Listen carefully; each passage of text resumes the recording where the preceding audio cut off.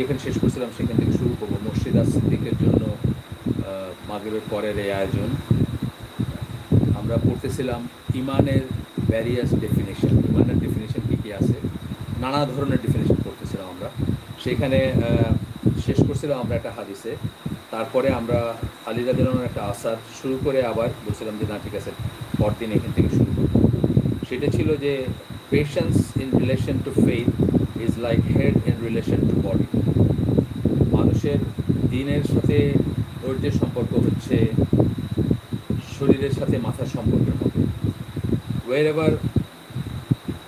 whoever has no patience has no faith। যার কোনো ধৈর্য নাই তার কোনো ইমান নাই।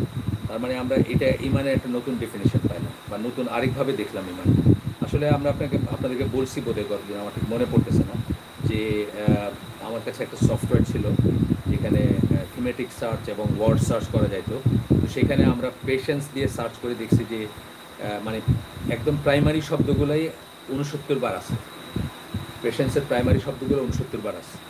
আর পরে আমরা দেখছি যে অন্যান্য যে ফর্মগুলো আছে সেগুলো চিন্তা করলে আরও হয়তো দেখা যাবে যে আরও নাম্বার অফ টাইমস আসছে। তো এটা আসলে পেশেন্স এর রোলটা কী সেটা বুঝতে হলে একটু রাসূল সাল্লাল্লাহু আলাইহি ওয়াসাল্লামের হাদিস এবং কিছু স্টোরি পড়া, কিছু ইসলামের ঘটনাগুলি পড়লে তখন বুঝবো যে আমরা ধৈর্যের জন্য কত কিছু অর্জন হয়েছে অথবা কত কিছু নষ্ট হয়ে গেছে। অর্জন হয়েছে ভিতরে আমরা যেভাবে পাবো যে রাসূল সাল্লাল্লাহু আলাইহি ওয়াসাল্লাম যে 13 বছর 12 বছর প্লাস যে মক্কায় কত ধরনের গঞ্জনা, কত ধরনের তিরস্কার, কত ধরনের ডিসকমফোর্ট, কত ধরনের অবহেলা, এইসবের মুখে ধৈর্য ধারণ করাতেই কিন্তু আমাদের দিনটা এই পর্যন্ত আসছে। আল্লাহর রহমতে আল্লাহ চাইছেন সেভাবে আসছে।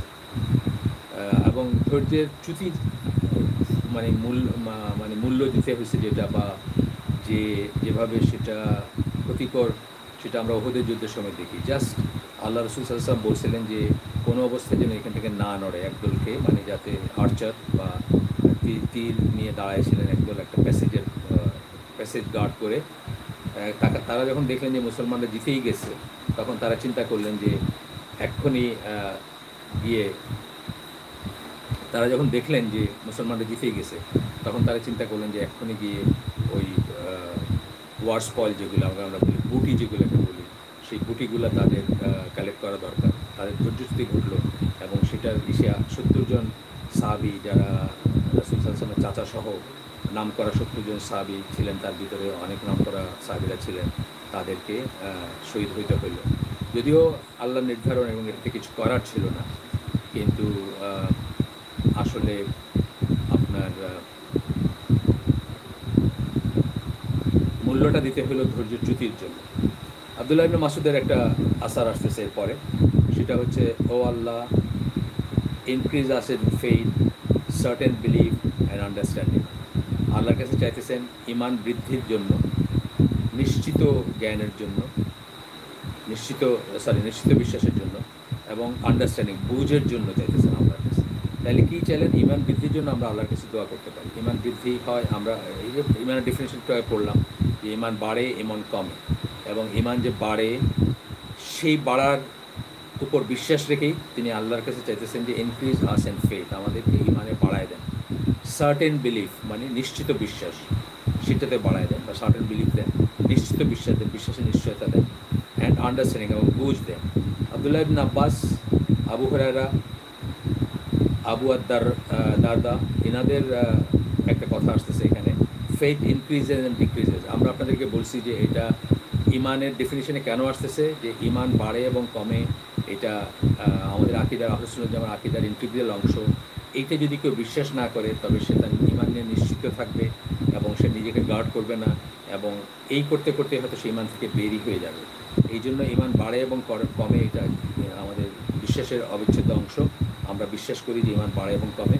আমরা নিজেদের ইমানকে গেজ করব, নিজেদের ইমানকে পাহারা দিব, নিজেদের ইমানকে মাপবো প্রতিনিয়ত। ওমর রাদিয়াল্লাহু আনহু যেভাবে রাতে ঘুমাইতে যাওয়ার আগে হিসাব নিতেন নিজের, সেভাবে আমরা দেখবো যে আমাদের ইমান বাড়তেছে কি কমতেছে কিনা। যদি আমাদের কালকে, আমি আগেও বলছি যে কালকে যদি 50টা খারাপ কাজ করি আর আজকে যদি 52টা করি, তাহলে বুঝতে হবে যে আমার ইমান কমতেছে বা আমি ইসলাম থেকে, দিন থেকে, আল্লাহ থেকে দূরে সরে যাচ্ছি। আর যদি কালকে 50টা খারাপ কাজ করে থাকি আর আজকে যদি 40টাতে নামায় আনতে পারি, তাহলে আমি বলবো যে আমি আমার প্রোগ্রেস হচ্ছে। যাই হোক, এরপরটা আসতেছে আরেকজন আহমদ বিন হাম্বল, তার একটা আসতেছে, তার একটা বক্তব্য আসতেছে।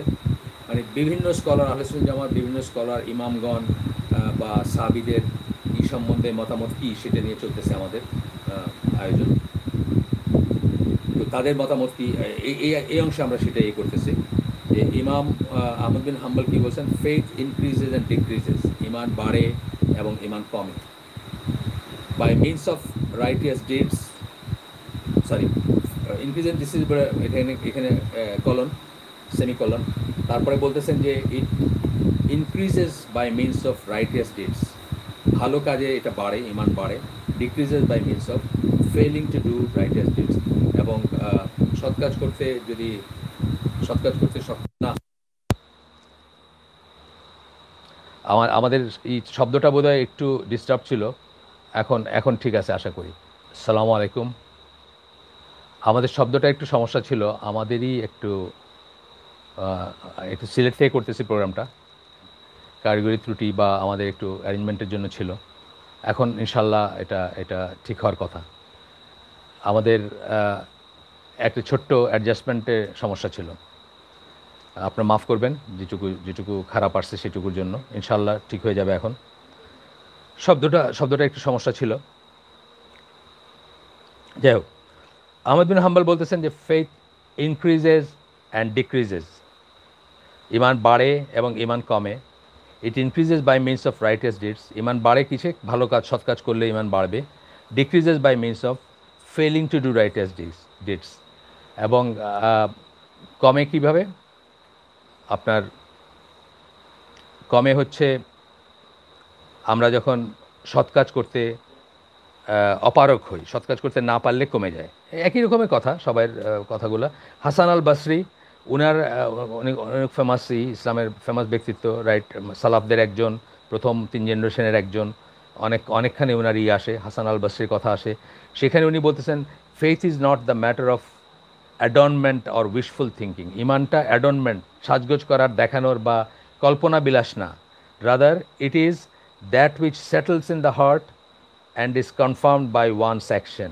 ইমান দেখানোর কোনো জিনিস না, তা বা উইশফুল থিঙ্কিং, কল্পনা করলেন যে আমি খুব ইমানদার বা আমার ইমান খুব শক্ত, আমার ইমান খুব ভালো ইমান, এরকম কোনো ব্যাপার না। Rather it is that which settles in the heart and confirmed by one's action, যেটা অন্তরে বসে যায়, অন্তরে প্রথিত থাকে, অন্তরে সেটেল থাকে, মানে নিশ্চিত অবস্থায় থাকে, বা ওয়েভার যেটাকে আমরা বলি বা বলি আমরা, মানে বিচলিত বলি, একবার এদিকে একবার ওইদিকে ছুটাছুটি, এটা ইমানদারের কোনো চিহ্ন না। বা আজকে ইমান আছে বা আজকে আমি নিশ্চিত একটার উপর, কালকে আবার মনে হচ্ছে যে কনফিউজ, এগুলা ইমানদার বা ভালো ইমানদারের চিহ্ন না। সো উনি বলতেছেন কি, is that which settles in the heart, অন্তরে যেটা বসে যায়, স্থায়ী হয় সেটা, এবং is confirmed by one's action, এবং সেই স্থায়ী ইমানটা কনফার্মড হয় কি তার অ্যাকশনে, সেই অনুযায়ী কাজ করবে। সে জিনিসটা প্রিচ করতেছে, যা বলতেছে, যা ঘোষণা দিচ্ছে, যা প্রত্যয়ন করতেছে, যেমন লা ইলাহা ইল্লাল্লাহ থেকে শুরু করে যা কিছু সে প্রত্যয়ন করে, সেই অনুযায়ী সে কাজ করে। আচ্ছা, আমরা সব পড়তেছি না, বেছে পড়তেছি। এরপরে বলতেছেন যে আহলে সুন্নাত জামা সে, মানে আহলে সুন্নাহ ওয়াল জামা বলে, that whoever separates action from faith is a মুরজি, যে কেউ যে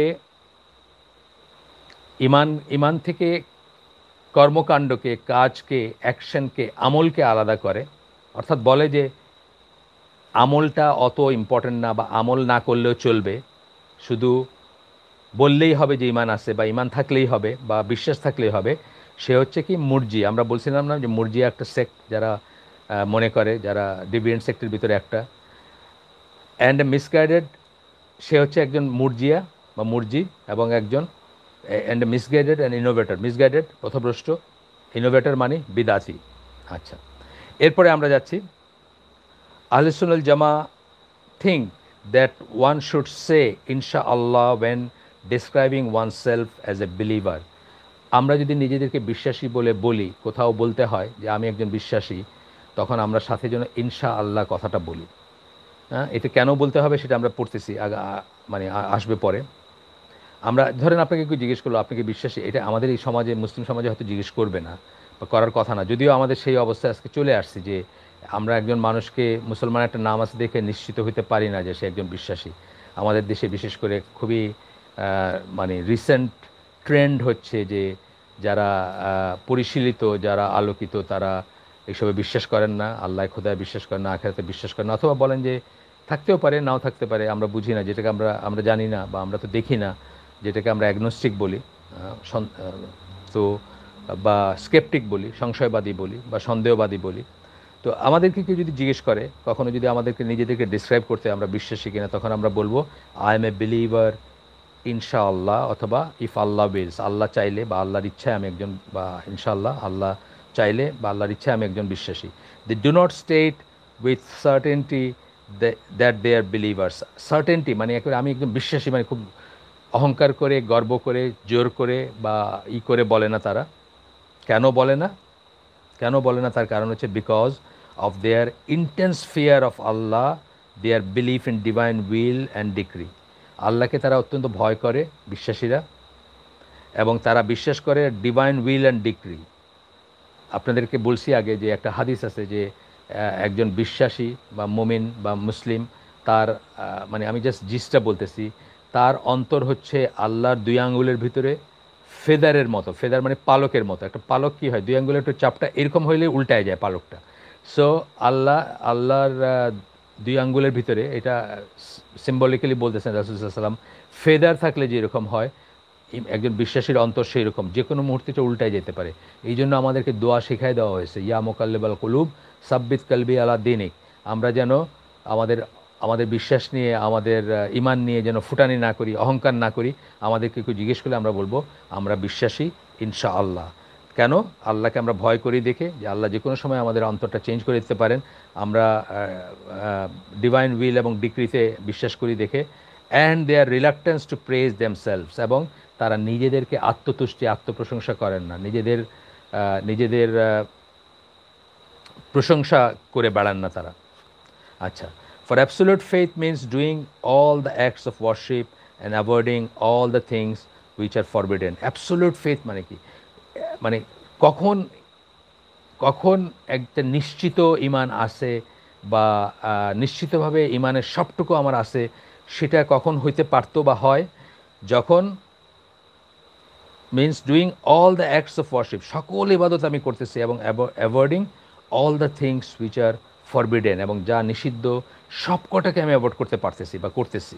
বাট দে ডু নট সে ইনশাআল্লাহ if it may be taken as an expression of doubt.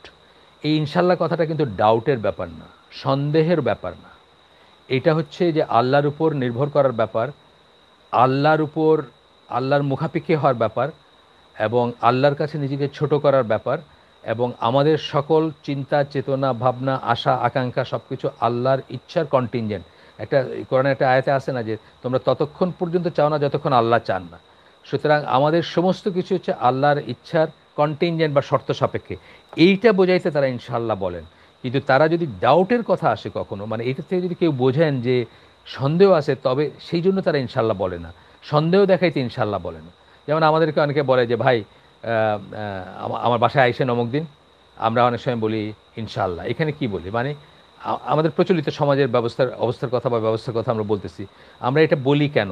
যে আসতেও পারি, নাও আসতে পারি, আল্লাহ চাইলে আসবো, মানে আমি সার্টেন না হইলেও বলি। সেই সেন্সে আমরা ইনশাআল্লাহ বলবো না, কিন্তু সেই সেন্সে ইনশাআল্লাহ বলাটা কিন্তু গুনার কাজ। তার মানে আপনি নিজের ফেথ নিয়ে ডাউট আছে আপনার, বা খারাপ কাজ সেটা, সেই সেন্সে না। এই সেন্সে যে আমি যে বলতেছি আমি বিশ্বাসী, এটা আল্লাহ চাইলেই কেবল আমি বিশ্বাসী থাকতে পারবো বা বিশ্বাসী হইতে পারবো, আর আল্লাহ না চাইলে আমি পারবো না। মানে আমার সমস্ত চাওয়াটাও আল্লাহর শর্ত, আল্লাহর কন্টিনজেন্ট বা আল্লাহর চাওয়া সাপেক্ষে চাওয়া আমার, বা আমি যে পারবো এটা আল্লাহ চাইলে পারবো, না চাইলে পারবো না, এই ব্যাপারটা। There is a great deal of evidence to support, অনেকেই আছে দিস ইন কোরআন অ্যান্ড সুন্নাহ।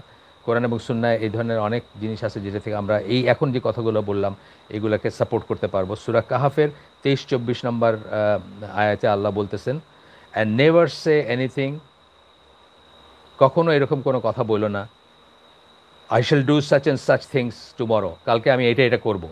আমাদের কিন্তু হয়ে যায়, আমাদের মুখ দিয়ে বাইর হয়ে যায়। যারা ভালো ইমানের, যারা ভালো ইসের, আমি দেখি যে আমার চেয়ে অনেক ছোট বা আমার অনেক জুনিয়র বা সে হয়তো আমাকে আঙ্কেল ডাকে বা অনেক ভক্তি শ্রদ্ধা করে, আমার অনেক সময় লজ্জায় লাগে যে একটা কথা হয়তো একটা অ্যাপয়েন্টমেন্ট করতেছে, আমি হয়তো ইনশাল্লাহ বলি না, সে কিন্তু বারবার ইনশাল্লাহ বলতেছে।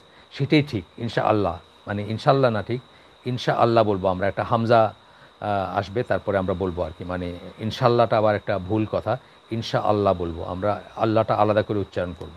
একটা হামজা অথবা একটা উপরে একটা অ্যাপোস্ট্রফি দিয়ে আমরা অনেক সময় করি, সেটা করবো আর কি। উপরে একটা অ্যাপোস্ট্রফি দিলেও হয় সেটা। এই বইতেও যেমন ওইটাই দিয়েছেন ওনারা, যখন বলতেছেন যে এই কথাটা যখন বলতেছেন তখন ওনারা ওইভাবেই লিখছেন, ইনশা আল্লাহ ওইভাবেই লিখছেন, ইনশা দিয়ে একটা অ্যাপোস্ট্রফি দিয়েছেন, তারপরে আল্লাহটা লিখছেন, তাহলে ওই হামজাটা উচ্চারণ করতে হবে। আচ্ছা, তো এখানে বলতেছেন যে আল্লাহই বলে দিচ্ছেন যে অ্যান্ড নেভার সে এনিথিং, কখনো এরকম বললো না, নেভার সে অফ এনিথিং, কোনো কিছু সম্বন্ধে বললো না, I shall do such and such things tomorrow, আমি এই কাজ করব আগামীকালকে, এরকম বললো না, এক্সেপ্ট উইথ দ্য সেইং ইনশা আল্লাহ বা ইফ আল্লাহ উইলস, এটা ছাড়া এই কথাগুলো বললো না। এই যে কোরআনে আল্লাহ বলে দিচ্ছেন, তার মানে এনিথিং বলতেছে, মানে কোনো কিছু সম্বন্ধে আমরা যেন এরকম না করি যে আমরা নিশ্চিত যে এটা করব বা এটা হচ্ছে বা এটা হবে, এটা আল্লাহ আমাদেরকে সাবধান করে দিচ্ছেন। এরপরে আরেকটা আয়াত আছে, সূরা 53 নম্বর আয়াত, সূরা নাজম, এখানে 32 নম্বর, সরি 53 নম্বর সূরা নাজম এর 32 নম্বর আয়াতে আল্লাহ বলতেছেন যে so ascribe not purify ascribe not purity to yourself, নিজের ব্যাপারে শুদ্ধতা যেন আমরা না করি, শুদ্ধতা যেন আরোপ না করি, যেন না বলি যে আমি শুদ্ধ, আমি কমপ্লিট, আমি পিওর, আমার কোনো খুঁত নেই, এরকম যেন না বলি।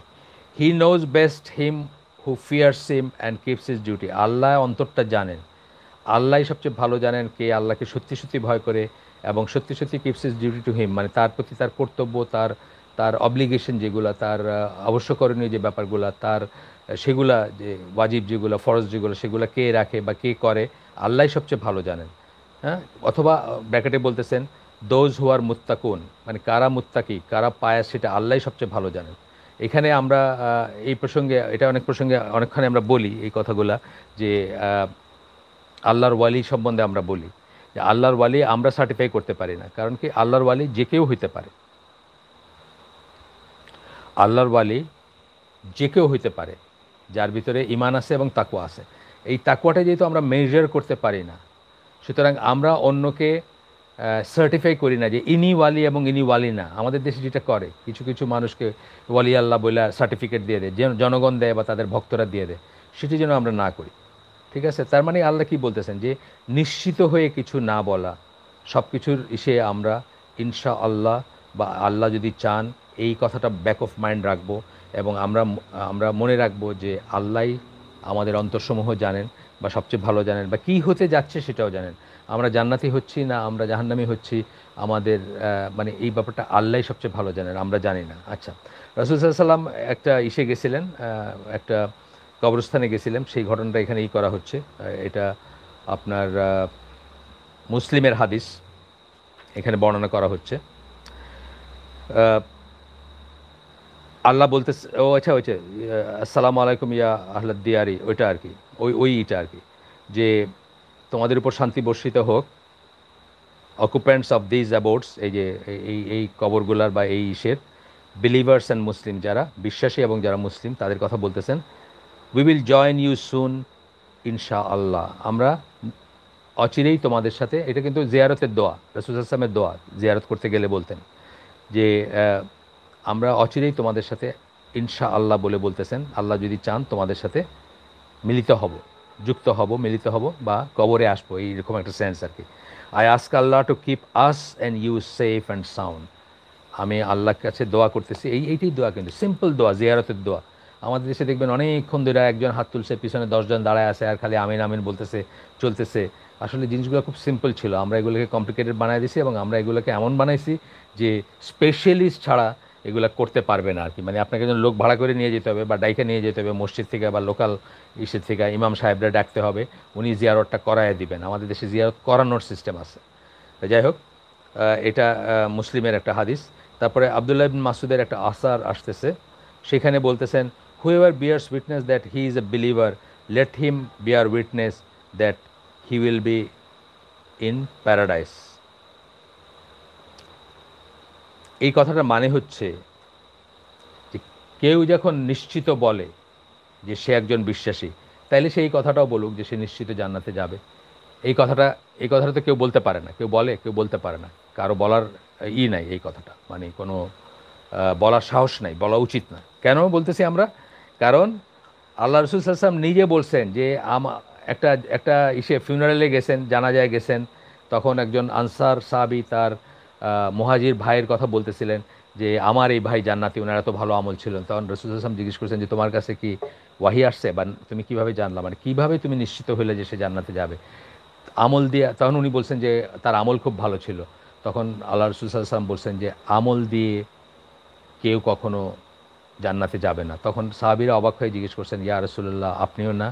তখন উনি বলছেন, না আমিও না, আমল দিয়ে আমিও জান্নাতে যাব না, শুধু আমল দিয়ে আমিও যাব না। সুতরাং আমরা এই আব্দুল্লাহ ইবনে মাসউদের এই আসারটার মিনিং হচ্ছে এটা, যে কেউ যদি নিশ্চিত হয় যে সে বিশ্বাসী, তাহলে সে এই ব্যাপারেও নিশ্চিত, লেট হিম বিয়ার উইটনেস, সে যেন এটারও সাক্ষী দেয় যে সে জান্নাতে যাবে। এটা কি কেউ বলতে পারি? আমরা বলতে পারি না। যা মানে এটা আমরা একমাত্র যাদের সম্বন্ধে আল্লাহ রসুলের মাধ্যমে আমাদেরকে জানাইছেন, বা কোরআনের মাধ্যমে, বা হাদিসের মাধ্যমে, বা হাদিস কুদসির মাধ্যমে, বা ওয়াহির মাধ্যমে যে যাদের সম্বন্ধে আল্লাহ জানাইছেন, শুধুমাত্র তাদের সম্বন্ধে আমরা বলতে পারি যে তারা জান্নাতে। যেমন আশারা মুবাশশারা 10 জন সাহাবী আছেন যারা জীবিত অবস্থায় যাদের সম্বন্ধে আল্লাহ রসুল যাদের সম্বন্ধে বলছেন, নাম ধরে ধরে বলছেন যে অমুক উইল বি ইন জান্নাহ, অমুক উইল বি ইন জান্নাহ, এইভাবে নাম ধরে ধরে বলছেন যে অমুক জান্নাতে, অমুক জান্নাতে, অমুক জান্নাতে, এই ধরনের বলছেন যাদের কথা, অথবা যাদের জাহান্নামীয় কিছু কিছু মানুষের কথা বলছেন। এইভাবে ওয়াহির মাধ্যমে যাদেরকে জানানো হয়েছে, তাছাড়া আমরা কারো সম্বন্ধে নিশ্চয়তা সহকারে বলবো না যে অমুক জান্নাতে বা অমুক জান্নাতি অমুক জান্নাতে যাবেন, এসব আমরা বলবো না। আহমদ বিন হাম্বলের একটা আসার আসতেছে এখানে, সেখানে বলতেছেন it is word, deeds and intentions. কিসের কথা বলতেছেন? ইমানের কথা বলতেছেন। ইমান কি বলতেছেন? ওয়ার্ডস কথা, ডিডস কাজ, ইন্টেনশন নিয়ত।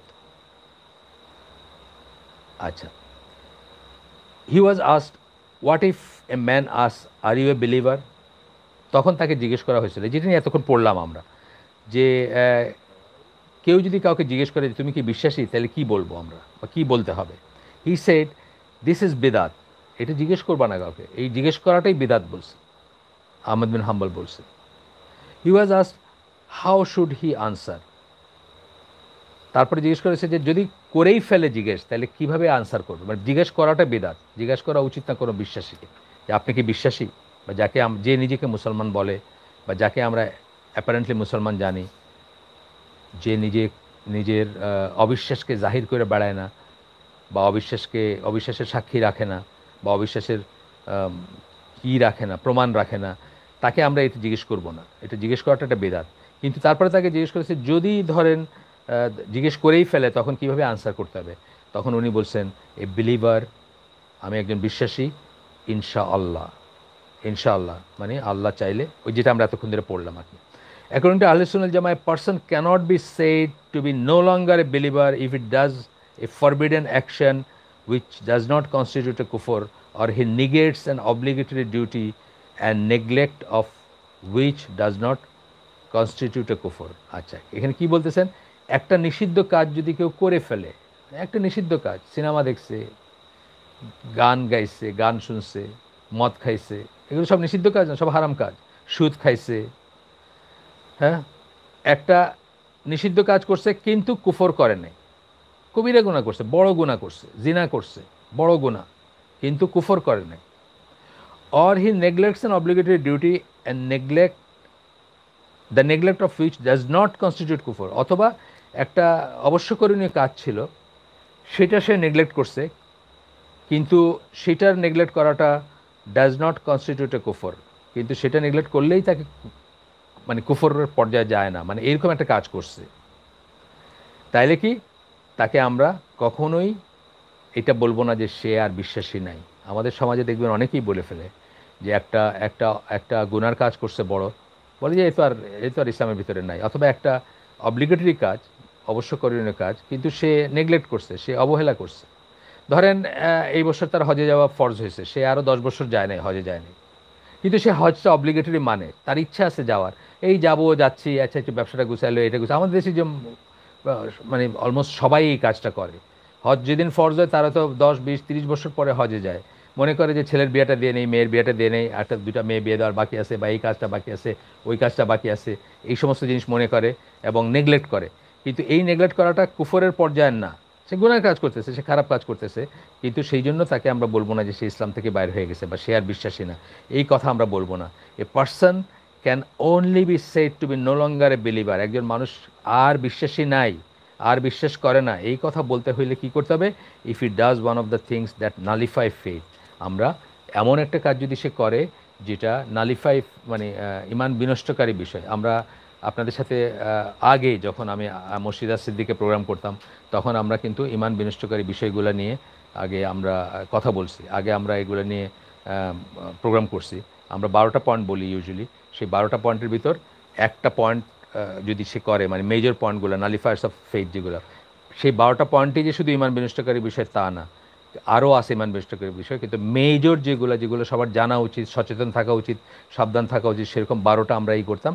সেই ধরনের একটা কাজ যদি করে বসে তাহলে অন্য কথা, তা না হলে বা প্রকাশ্যে যদি করে বসে, তা না হলে আমরা না, বা সেটার দলিল লাগবে, সেটা হুজ্জত কায়েম করতে হবে, সেটা আপনি আমি বলবো না যে সে বিলিভার না। আমরা আগেও বলছি যে কাউকে অবিশ্বাসী বলা, অবিশ্বাসী প্রতীয়মান করা আপনার আমার কাজ না, রাষ্ট্রের কাজ অথবা মুজতাহিদ আলেমদের কাজ, এটা আমাদেরই না। তখন তখন যদি সেই অবস্থা, সেই কন্ডিশনগুলো তার উপর অ্যাপ্লিকেবল হয়, তখন হয়তো তাকে নো লঙ্গার এ বিলিভার, মানে আর বিশ্বাসী নাই, এই কথা রাষ্ট্র হোক বা কাজী হোক তারা ফতোয়া দিতে পারেন বা বলতে পারেন। আচ্ছা, এরপরে বলতেছেন এগুলো কিন্তু সব ইমানের ডেফিনেশনের ভিতরে আসতেছে।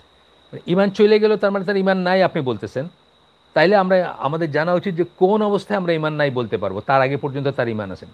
Various way of looking at ইমান, ইমান বা ইমানের ডেফিনেশন বা ইমানের সংজ্ঞাতে দেখার, সংজ্ঞা কী বা সংজ্ঞা কতটুকু সেটা দেখার ভিন্ন ভিন্ন বিভিন্ন রকমের পন্থা বা বিভিন্ন বিভিন্ন পয়েন্ট অফ ভিউ থেকে দেখার কথা বলতেছেন এখানে।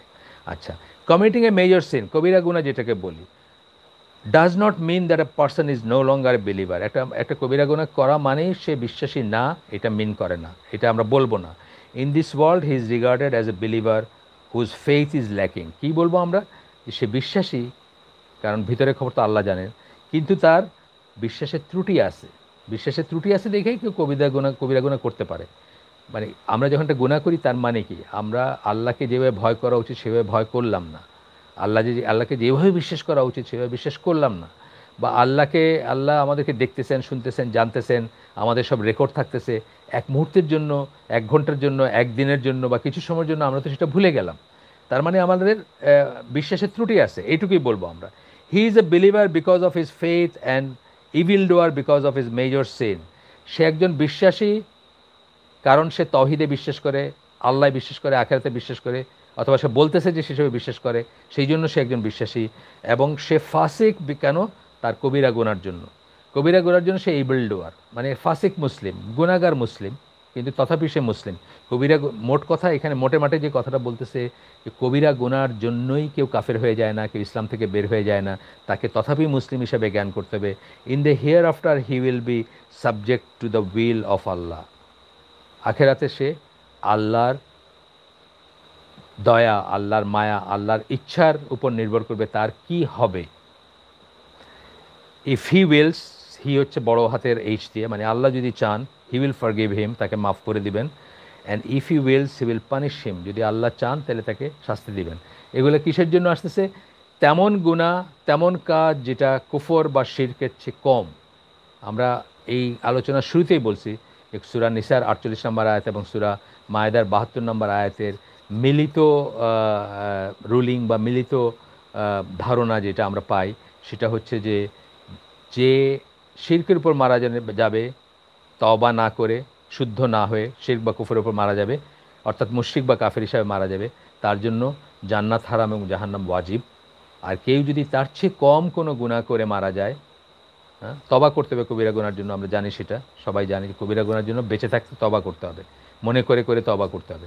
কিন্তু তার চেয়ে কম কম যদি কোনো গুনাহ, এখন কবিরা গুনাহ করছে, কেউ মারা গেছে সেই অবস্থায়, মানে কবিরা গুনাহ করে মারা গেছে, তবে তার ব্যাপার আল্লাহর সাথে, আল্লাহ চাইলে তাকে তাকে বা যাকে ইচ্ছে তাকে মাফ করে দিবেন। যারা যারা কবিরা গুনাহ করবে বা করছে তাদেরকে যাকে ইচ্ছে তাকে মাফ করে দেবেন, যদি সে তাওহীদ ওর উপর থাকে, যদি সে শিরক না করে, যদি সে কুফর না করে।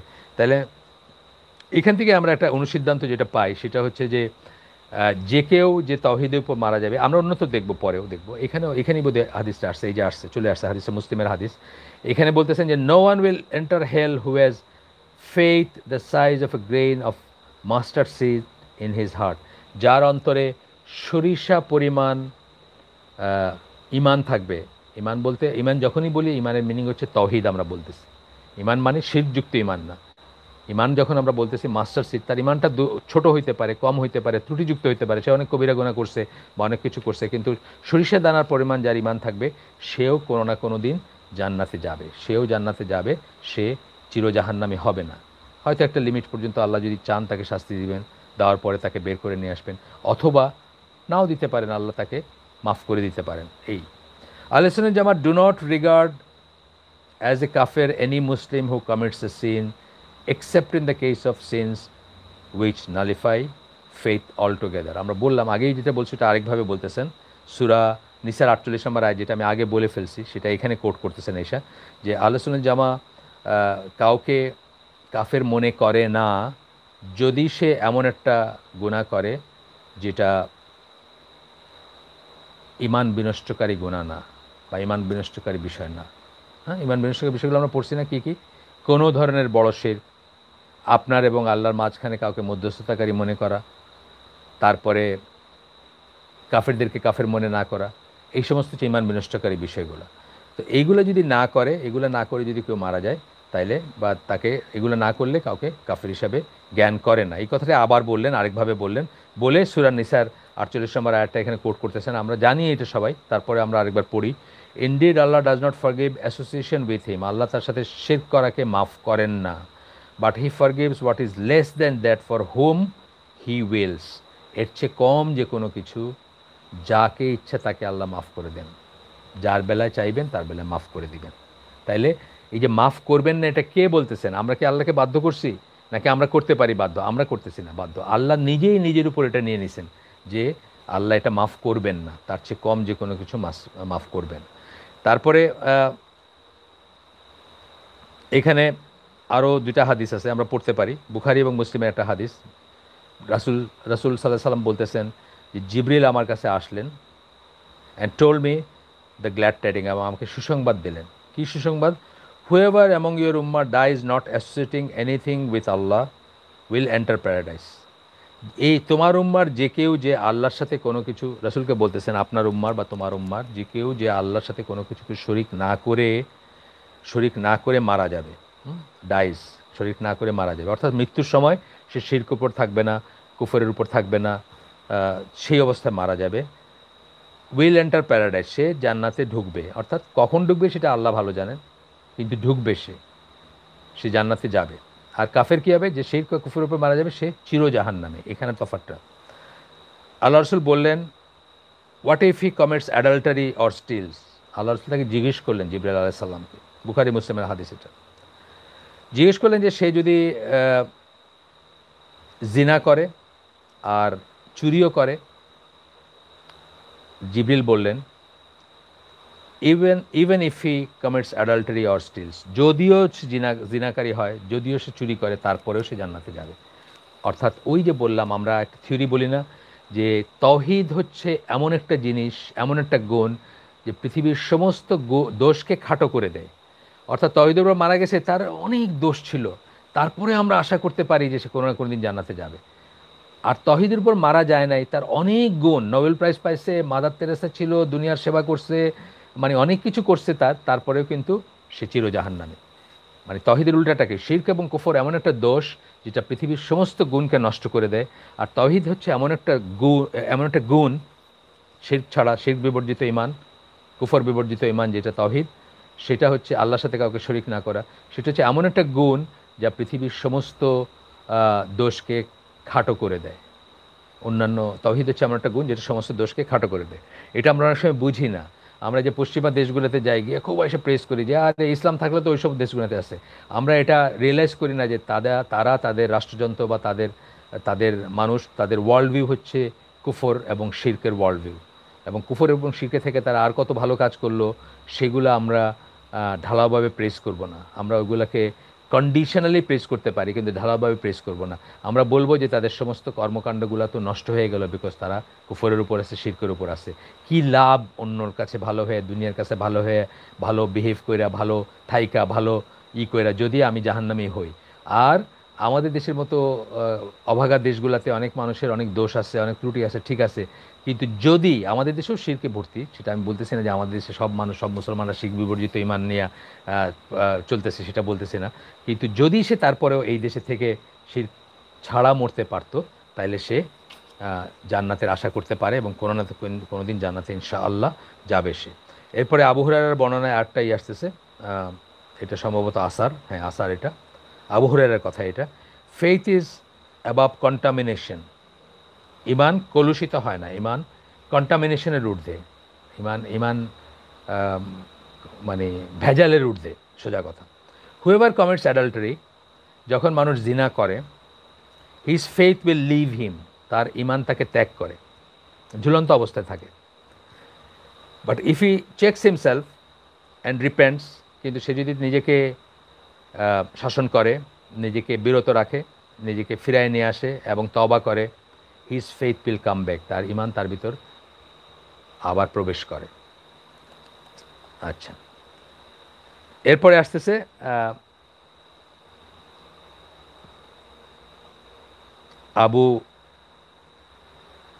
এরপরে আসতেছে দাঁড়ান, এটা কার? আচ্ছা, এটা একজন ইমামের বর্ণনা, এটা হাদিস না। এখানে বলতেছেন আবু দারদা বলছেন, সেটা আরেকজন ইমাম বর্ণনা করতেছেন, আবু দারদা বলছেন, উনি বলছেন যে ফেইথ ইজ, এটা আসার, তাইলে faith is no more than a shirt which one of you takes off and puts on again. Faith বা ইমানটা হচ্ছে একটা শার্টের মতো, যে তোমাদের কেউ খুলে রাখে আবার পরিধান করে। By Allah, no person feel secure if his faith in his faith, no person feel secure, কেউ নিশ্চিত না, কেউ নিরাপদ না তার ইমান নিয়ে। But it will be taken away and he will find that he had lost.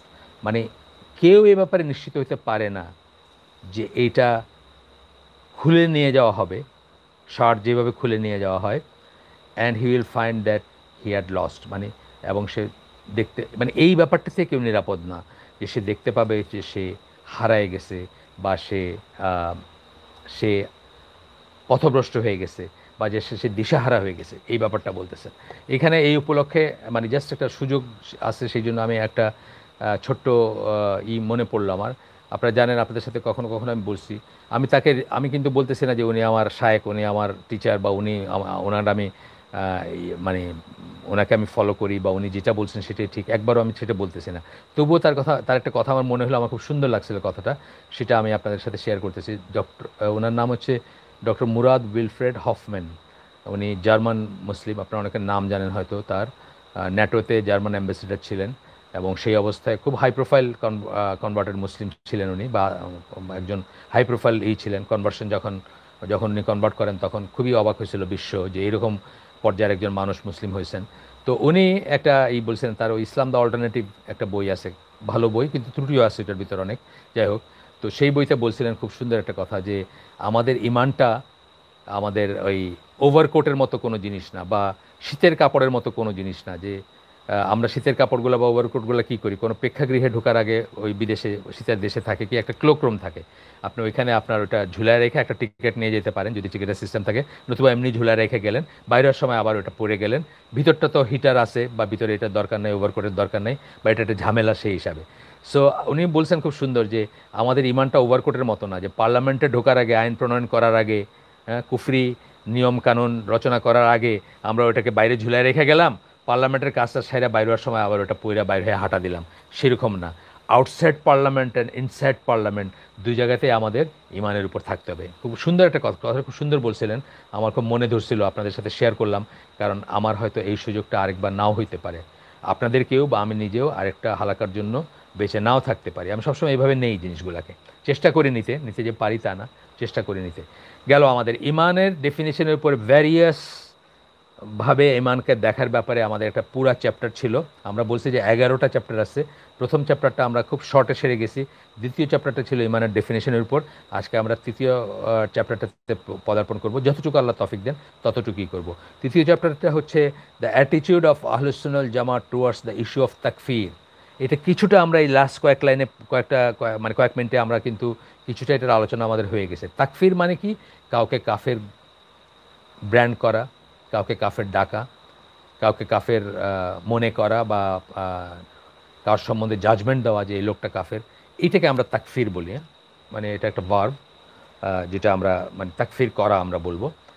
Towards the issue of তাকফির, তাকফির সম্বন্ধে আহলে সুন্নাহ ওয়াল জামার অ্যাটিটিউড কি, আহলে সুন্নাহ ওয়াল জামা কী মনে করে তাকফির ব্যাপারটা নিয়ে। এটা কেন আজকে একটা স্পেশাল ইস্যু?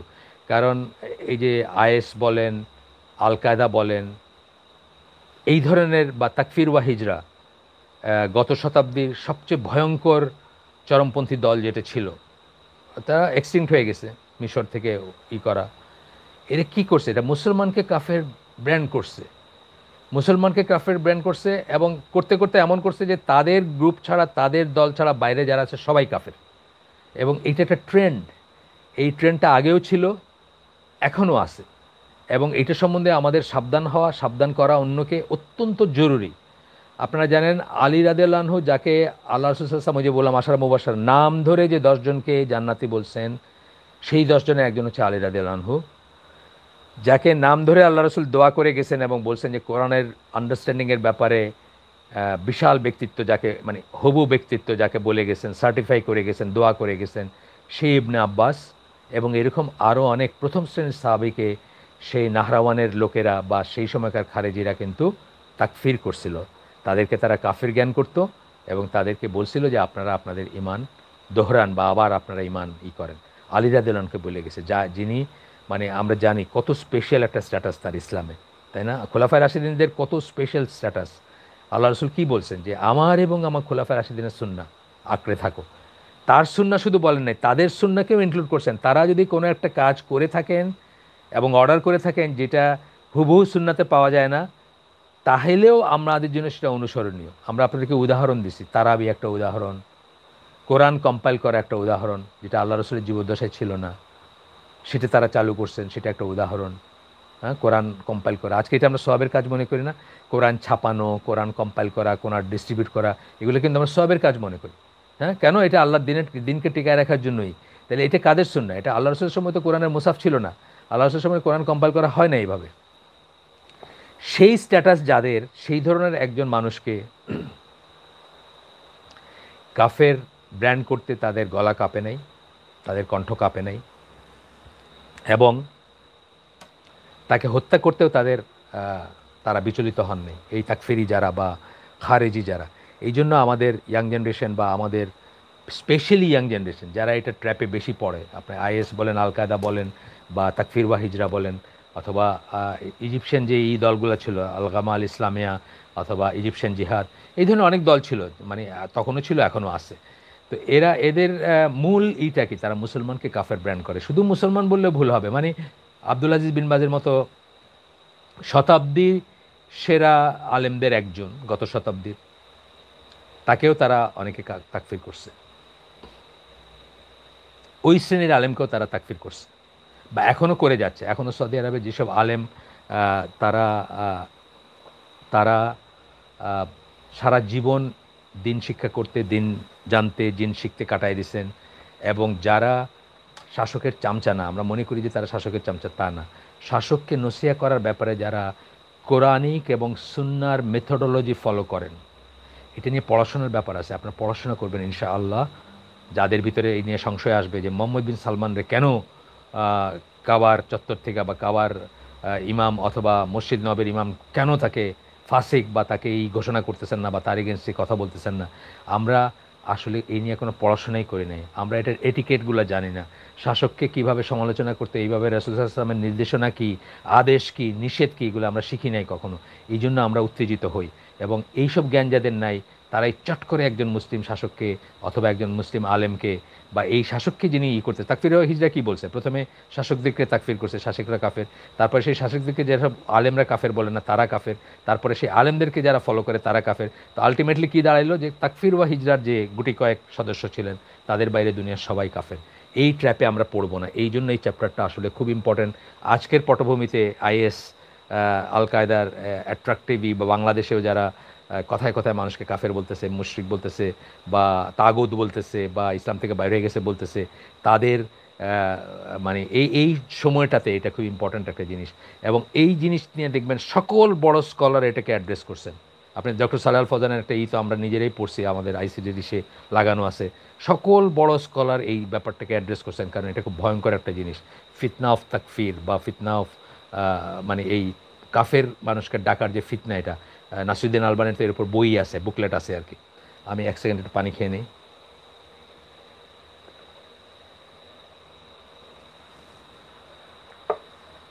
আমরা হয়তো খুব প্রোগ্রেস করতেছি না পৃষ্ঠা অনুযায়ী, কয় পৃষ্ঠা পড়লাম, কিন্তু আমাদের তো তাড়াহুড়া করে লাভ নেই। আমরা ওয়ান থিং অ্যাট এ টাইমই করবো ইনশাআল্লাহ। এবং আমরা one step at a time বা one thing at a time address করব।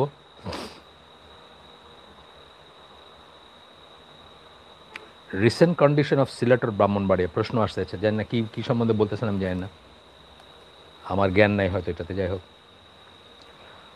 আমরা আগে একটু একটা কোয়েশ্চেন জাস্ট আমার চোখে পড়লো। তো এখানে বলতেছেন one of the basic principles of the আকিদা অফ আহলুস সুন্নাহ ওয়াল জামা, যে বলবে সে আহলুস সুন্নাহ ওয়াল জামার আকিদা ধারণ করে। আহলুস সুন্নাহ ওয়াল জামা কাকে বলে? আমরা আগে বলছি আল্লাহ রসুল এবং তার সাহাবীরা যে পথের উপর ছিলেন, যে পন্থার উপর ছিলেন, সেটাকে আমরা আহলুস সুন্নাহ ওয়াল জামা বলি। যে বলবে যে সে আহলুস সুন্নাহ ওয়াল জামার উপর আছে, তার আকিদার বেসিক প্রিন্সিপাল বা একটা মৌলিক মূলনীতি হচ্ছে is that do not denounce any specific Muslim person as a kafir for committing a sin that constitutes kufr except after a proof. একজন মুসলিম একটা পাপ করলো যার ভিতর কুফরের এলিমেন্ট আছে, তারপরেও তাকে কাফের বলবে না এক্সেপ্ট আফটার প্রুফ। অনেক বড় একটা কথা বললাম, হুজ্জত কায়েম করার আগে তাকে কাফের বলবে না। এভিডেন্স কায়েম কি? তাকে ডাকবেন, তাকে বোঝাবেন যে এটা হচ্ছে কুফর, এটা করলে কিন্তু ঈমান থাকবে না, তাকে দলিল দিবেন। তারপরেও যদি সে বলে যে না আমি এইটাই মনে করি, তখন তাকে আমি না, রাষ্ট্রযন্ত্র, কাজী বা মুজতাহিদ আলেম যারা, তারা তখন তাকে কাফের প্রতিমান করতে পারেন বা কাফের ফতোয়া দিতে পারেন। আপনার আমার প্রথম কথা হলো আপনার আমার কাজই না এটা। কাউকে কাফের প্রতিমান করা, হুজ্জত কায়েম করা, এগুলো আপনার আমার কাজ না। মানে কাফের প্রতিমান করাটা আপনার আমার কাজ না, আমরা লেমেন, রাস্তার মানুষ। কিন্তু যদি কখনো এই প্রসঙ্গ আসে তখন আমরা এইভাবেই চিন্তা করব জিনিসটা। আপনাদেরকে আমি বলছি, হয়তো বা বলছি, আমি শিওর না, কারণ আমি তো এখানকার অনেককে অনেক দিন ধরেই চিনি। কেউ যদি আগে শুনে থাকেন তাহলে নিজ গুণে ক্ষমা করে দিন। হয়তো বলছি আপনাদেরকে আমি আগে যে আপনার কুফর মানে হুজ্জত কায়েম করার ব্যাপারে বাংলাদেশের একজন বড় আলেম মারা গেছেন, আল্লাহ তাকে মাফ করুন, তার অজ্ঞতার অজুহাত গ্রহণ করুন আল্লাহ। বড় আলেম, অনেক বড় বড় কাজ আছে ওনার, হাদিসের অনেক বড় কাজ আছে, কাজ বলতে কিতাব আছে বা ইত্যাদি আছে। তো উনি ওনার হাদিসের কিতাবে কোথাও লিখছেন যে উনি আল্লাহ রসুলের কবরে গেছেন, গিয়া ওইখানে কাসিদা লিখতেছেন, উনি কবিতা, শ্লোক, ছড়া যাই বলেন, লিখতেছেন যে হে রহমতের সাগর, আপনি যদি আমাকে উদ্ধার না করেন তাহলে আমার আর কোনো আশা নাই। মানে আল্লাহ রসুলই তাকে উদ্ধার করবেন, আল্লাহ রসুল তাকে জাহান্নাম থেকে বাঁচাবেন, আল্লাহ রসুল তাকে, মানে একেবারে শিরকের, ব্ল্যাটেন্ট শিরকের টোনে লেখাই আর কাসিদা হোক ই হোক, এক না একাধিক আছে এখানে, আপনি দেখলে দেখবেন একাধিক আছে বা অনেক আছে। তো আমরা আকরামুজ্জামান বিন আব্দুল সালামকে জিজ্ঞেস করছিলাম যে তাইলে কি উনি মুশরিক না? উনি তখন বেঁচে ছিলেন, বেঁচে ছিলেন, আলেম যার কথা বলতেছে উনি বেঁচে ছিলেন। আমরা তখন জিজ্ঞেস করছিলাম যে উনি কি তাহলে মুশরিক না? ওনাকে কি আমরা মুশরিক মনে করব না? আকরামুজ্জামান আব্দুল সালাম আমাদেরকে বলছিলেন যে না, কারণ আমি জানি না তার উপর হুজ্জত কায়েম করা হয়েছে, এরকম কোনো প্রমাণ আমার কাছে নাই। সুতরাং আমরা তাকে মুসলিমই জ্ঞান করব যতক্ষণ পর্যন্ত তার উপর হুজ্জত কায়েম করার কোনো এভিডেন্স আমরা না পাই, যে তাকে ডাকা হয়েছে, তাকে বোঝানো হয়েছে, দলিল দেখানো হয়েছে, ওনার এই কাজটা যে কুফর সেটা বলা হয়েছে, তারপরে উনি সেটা করছেন। এইটা যদি না হয় তাহলে ততক্ষণ পর্যন্ত আমরা তাকে কাফের জ্ঞান করব না।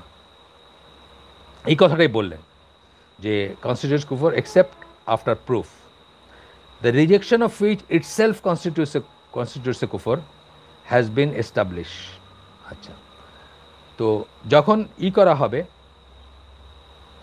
মানে প্রুফই করা হয়, এবং সেটাকে রিজেক্ট করা বা সেটাকে করলে সেটা সেটা নিজেই একটা কুফর এর ব্যাপার। যখন হুজ্জত কায়েম করা হবে, যখন আপনাকে বলা হবে যে এটা এটা এটা এটা কুফর। আচ্ছা, দাস দ্য কন্ডিশন অফ তাকফির আর মেট। তাকফিরের কন্ডিশন কি একটা জানলাম, কি তাকফির করা, কাউকে কাফেরি করার কন্ডিশন হচ্ছে কি, যে তাকে বোঝানো হবে যে এটা কুফরের কাজ। সে হয়তো নাও জানতে পারে এটা কাজ। আপনাদেরকে আমি বলছি হয়তো আগে, যে কোনো একটা ইলেকশনের আগে, আমি ভুলে গেছি কত সালের, কোনো একটা ইলেকশনের আগে একজন ভদ্রলোককে টেলিভিশনে জিজ্ঞেস করা হয়েছে, বেশ আগের কথা এগুলো, যে কোনো একটা আলোচনা উনি বলতেছেন, বড় ব্যক্তিত্ব, আমরা আল্লাহর আইন চাই না। তো তখন আমি হালাকা করতাম এক জায়গায়, ওইখানকার যারা আসতেন অ্যাটেন্ডিজ যারা, তারা জিজ্ঞেস করছেন যে এটা কি উনি কি কাফের হয়ে যাননি, উনি কাফের না?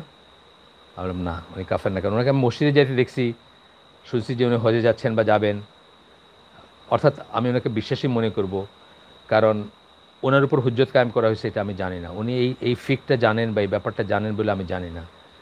উনি যখন বলছেন আমরা আল্লাহর আইন চাই না, উনি একটা স্পেসিফিক পলিটিক্যাল দলের বিরোধিতা করছেন। আসলে উনি বোঝাইতে চাইছেন যে উনি এই দলের বিরোধিতা করতেছেন যারা বলে যে তারা আল্লাহর আইন চায়, কিন্তু উনি হয়তো এটার ইম্পোর্টটা জানেন না।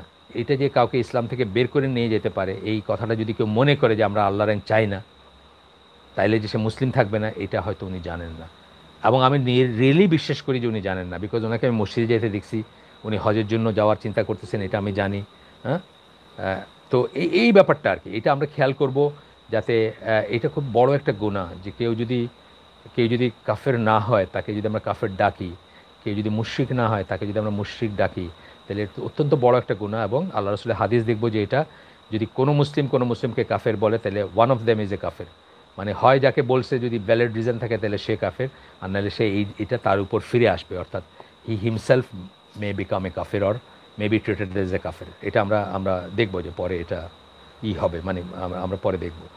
ইট is known that this has to do with subtle matters. এটা খুব সূক্ষ্ম ব্যাপার। ওই যে বললাম, একজন মানুষ হয়তো এটা জানে না, সে মসজিদে যায়, সে নামাজ পড়ে। আমাদের কত মানুষ কত কিছু জানে না, মসজিদে যায়, নামাজ পড়ে, রোজা রাখে, হজ করে, জাকাত দেয়, অথচ সে এই ক্লজটা জানে না। আমি আপনাদেরকে একটা উদাহরণ আগে দিছি, আবারও বলতেছি, যে একটা সময় ছিল যখন বাংলাদেশের যে মসজিদগুলার বেতন কোনো একটা অথরিটি দেয় বা সরকার থেকে দেওয়া হয় বা রাষ্ট্র থেকে আসে, সেসব মসজিদের ইউজুয়ালি কী করতো, মানে কী বলা হয়তো, সেসব মসজিদের ইমামদের অ্যাকাউন্ট থাকতো সোনালী ব্যাংকে। ইউজুয়ালি একটা গভর্নমেন্ট ব্যাংকে থাকতো, গভর্নমেন্টের জন্য সুবিধা সেখানে করার সেই ব্যাংকগুলো কি, সেই ব্যাংকগুলো সুদী ব্যাংক না? এবং সেই ব্যাংকগুলোতে সেভিং অ্যাকাউন্ট থাকলে কী হচ্ছে, সেই সেভিং অ্যাকাউন্টের ভিতরে সুদ এসে জমতেছে। বহু ইমাম এটা সম্বন্ধে কনসিয়াসই ছিলেন না। ইদানিংকালে হয়তো কিছুটা কনসিয়াস হয়েছেন, এটা নিয়ে অনেক কথাবার্তা হয়েছে, অনেক চিল্লাচিল্লি হয়েছে, সুদটাকে অনেক মানুষই এখন সিরিয়াসলি নিতে শুরু করছেন। অনেক মানুষকে আমরা দেখি যে তারা আমাদের কাছে দোয়া চান, আমাদের কাছে জানতে চান যে তারা মানে কি করে এখান থেকে বাইর হয়ে আসবেন, ফিক জানতে চান, বা কি করবেন না করবেন এটা জানতে চান। ওয়াইফরা জানতে চান তারা কতটুকু নেবেন, কতটুকু খাবেন, কতটুকুই যদি তার হাজব্যান্ড সুদী ব্যাংক না ছাড়ে, ইত্যাদি ইত্যাদি। সো এখন অনেকে কনসিয়াস হয়েছেন, কিন্তু আমরা তো এটা নিজেরাই দেখছি যে একটা সময় ছিল যখন এই ব্যাপারে কনসিয়াস ছিলেন না। এক মিনিট, আমরা এখন বাজতেছে 7:10, 7:15-তে আমরা শেষ করে দিব। তারপরে ছোটোখাটো দু একটা কোয়েশ্চেন থাকলে আমরা নিব, নাহলে আজকের হালাকা এইখানে শেষ। আমি আবারও মাফ চেয়ে নিচ্ছি যে শুরুতে আমাদের একটু কারিগরি ত্রুটি ছিল, এটা না, মানে আর কিছু না, একটা লুজ কানেকশন ছিল এক জায়গায়। তো তো যেহেতু আমরা সিলেটে আর কখনো প্রোগ্রাম করি নাই, আমাদের একটু লিমিটেশন আছে সেট আপ করতে। যদি আমরা টেস্ট করছি গত বুধবার পরশুদিন আমরা টেস্ট করছি সন্ধ্যায়, তারপরেও এটা একটা ছোট্ট মিস্টেক ছিল যেটা আল্লাহ দেখাই দিয়েছেন, নাহলে হয়তো সাউন্ডের যে নয়েজটা আপনারা পাচ্ছিলেন সেটা হয়তো সলভ করা সম্ভব হতো না। আলহামদুলিল্লাহ শেষ পর্যন্ত এটা শুরুতেই বেশি একটা যায় না, এই সময় কয়েক মিনিটের ভিতরে এটা সলভ করা গেছে।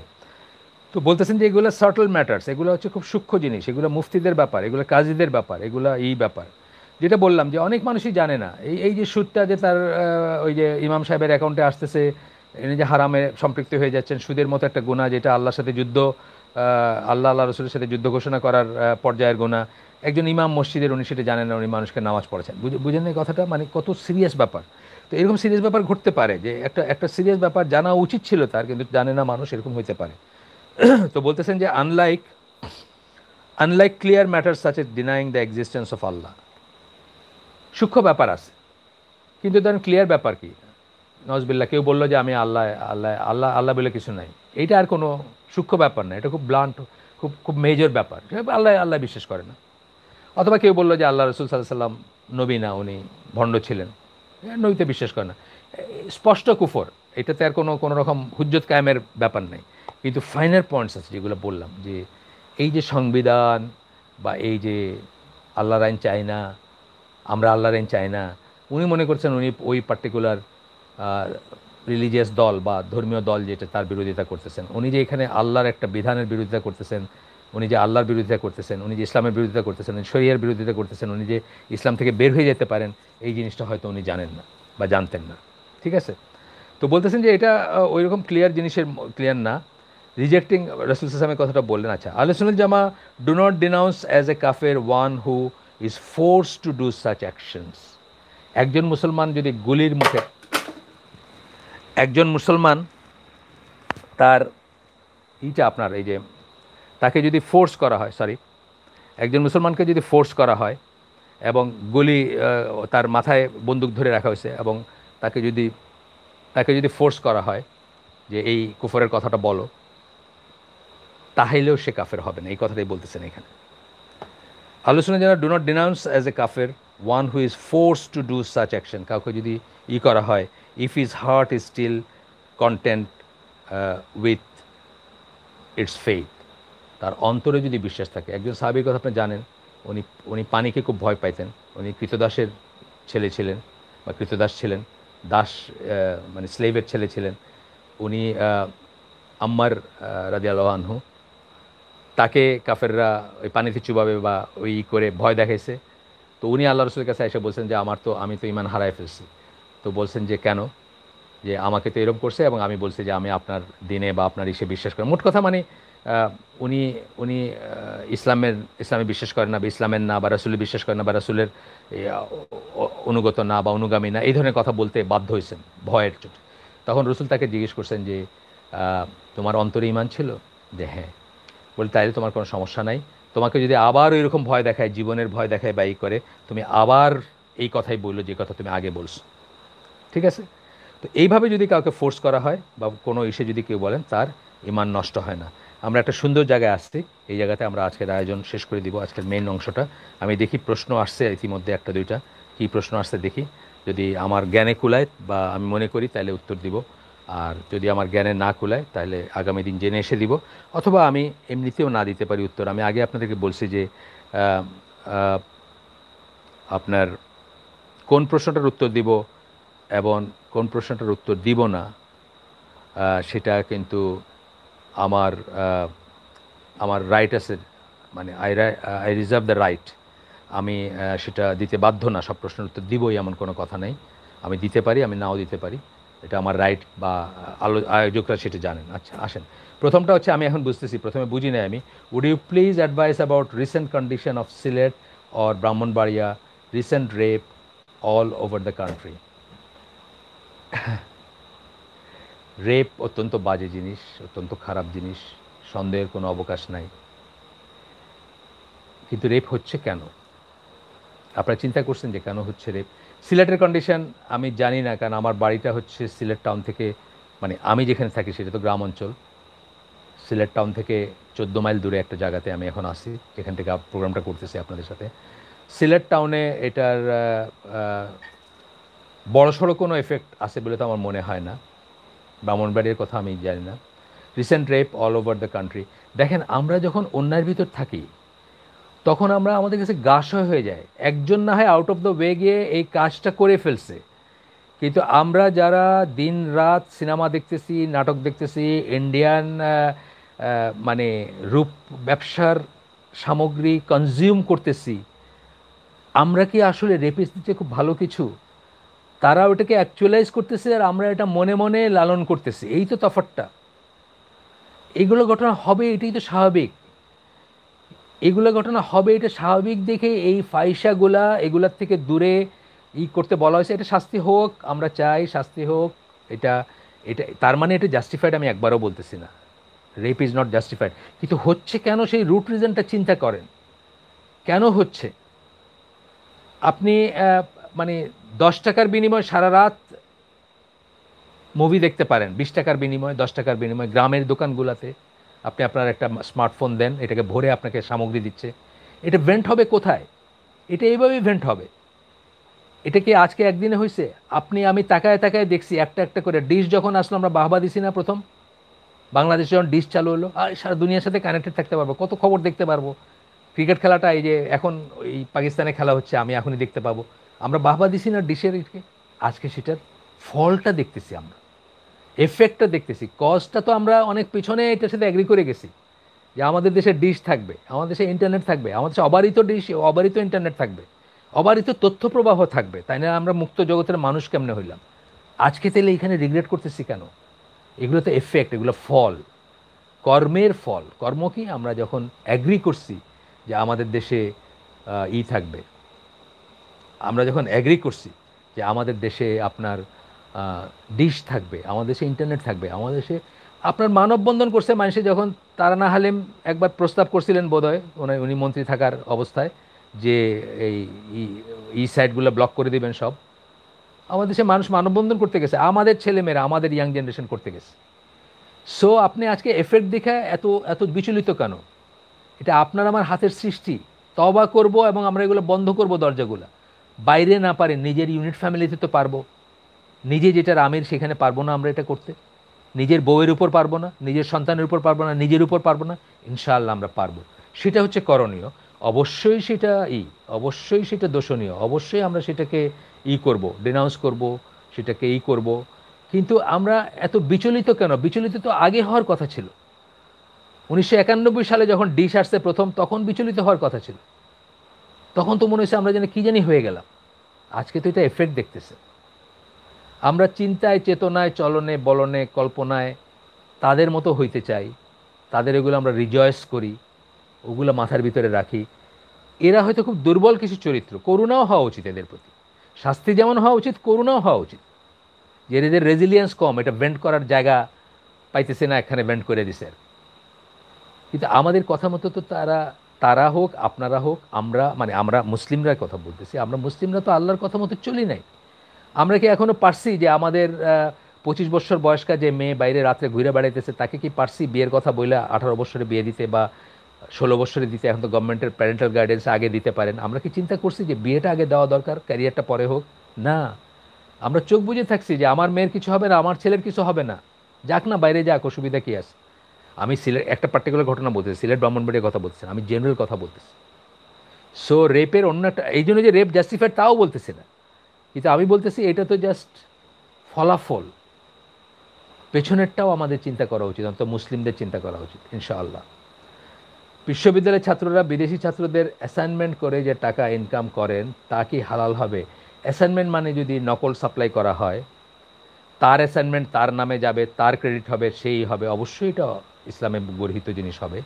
যে কোনো রকমের প্রতারণা ইসলামে গর্হিত, যে কোনো প্রতারণা। আমরা জানি যে ছাগলের সাথে প্রতারণা করছে, তার হাদিস গ্রহণ করেননি।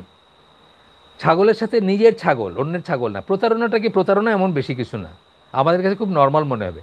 আমি আগেও বলছি যে গ্রামের মেয়েরা কী করে, মুরগি, যারা সবসময় মুরগিকে খাবার দেয়, তারা দেখলেই মুরগিগুলো কাছে আসতে চায়। আর সে যদি একটু মুখ দিয়ে কেমন একটা আওয়াজ করে, বাস মুরগিগুলো ছুটে আসলো, মনে করলো যে এখনই চাল দিবে, খপ করে খাড়ার ভিতরে ঢুকাইলো, ঢুকাই এটা জবাই করে ফেললো। এটা প্রতারণা না? এটা একটা প্রতারণা।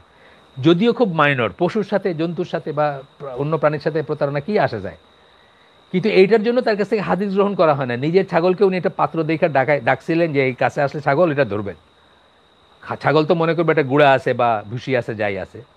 এই সিন দেখে যিনি কালেক্ট করতে গেছিলেন হাদিস, উনি বলছেন না, এর থেকে হাদিস নেওয়া যাবে না, প্রতারণা করতেছে।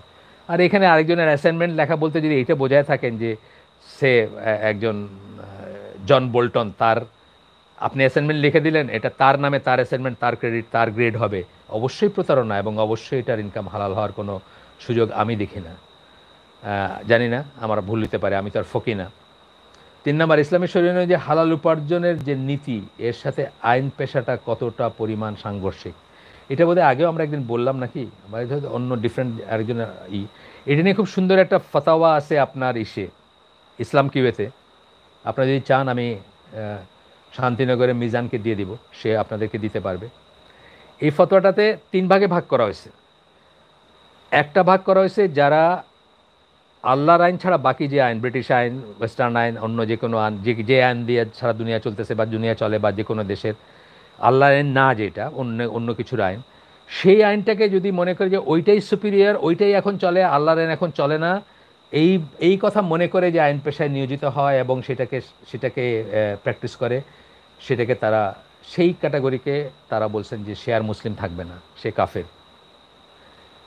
আরেকটা ক্যাটাগরি বলছেন যে যারা আল্লাহর আইন যে সুপিরিয়র, এইটার নিটিগ্রিটি গবেষণার জন্য সেকুলার আইনটাও পড়া দরকার, সেটা পড়ে জ্ঞান লাভ করে দুইটা কম্পেয়ার করে দুনিয়াকে দেখাবে যে আল্লাহর আইন, আল্লাহর বিধান হচ্ছে আনডাউটেডলি সুপিরিয়র, তাদের কোনো দোষ নাই, গুনাহ নাই বলছেন।